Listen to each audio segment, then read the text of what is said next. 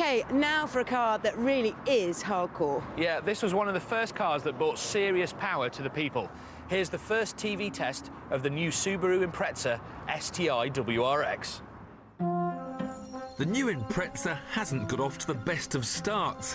When we first drove it at the end of last year, we bemoaned Subaru's radical new styling policy to make an anonymous hatchback. Even the sporty WRX version that followed didn't blow us away. Where was the renegade spirit or eye-widening performance of old?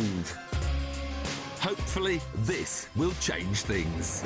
It's the long-awaited WRX STi, the all-guns-blazing, full-fat version which petrolheads the world over have been dying to get their hands on.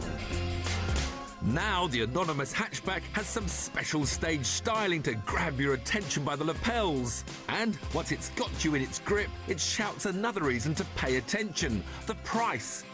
It costs £25,000, 1,600 quid less than the old model.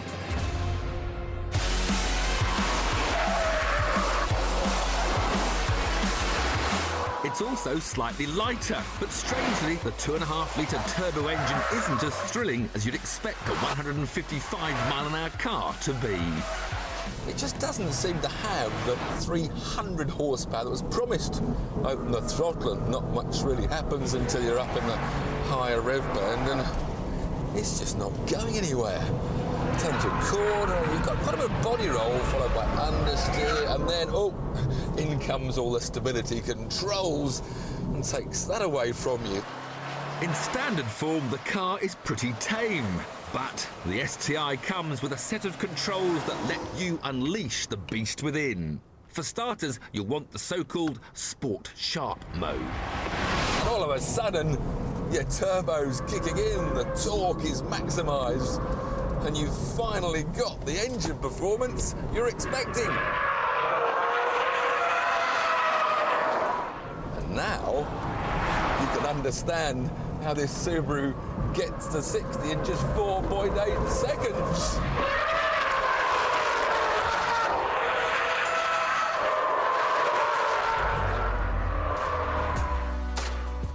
You can control the centre differential as well, which determines how much the rear wheels are allowed to spin, and comes with 3 presets: Auto, Minus and Plus.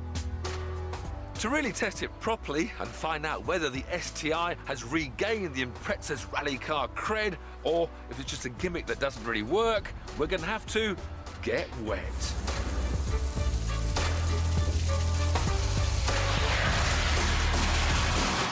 With the settings designed to improve traction on low grip surfaces, the effects of Auto Plus and Minus are best tested when it gets slippy. Now, hopefully on this big wet roundabout, I'll be able to demonstrate those differences. In normal auto mode, the car's quite nice and neutral. If I switch it to Auto Plus, staying on the same sort of throttle, and now the front pushes a bit wider as I put the power in. There's a bit more understeer. Go to Auto Minus, straight away the nose of the car tucked into the apex of the corner, the back's been loosened up. It's all quite subtle stuff, and unless you adapt the way you drive to complement each diff setting, the car will still do things you wouldn't expect. So even though I've got this diff fully tight, I can still get lift off oversteer.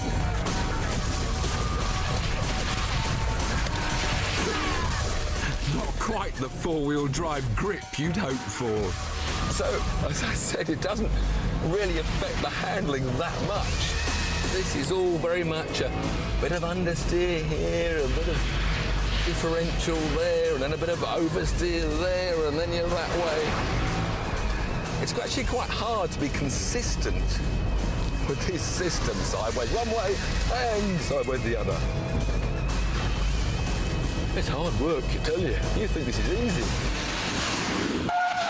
It may be equipped like a computer console, but none of the settings had a radical enough effect to transform a rather soft road car into a sharp-edged track machine.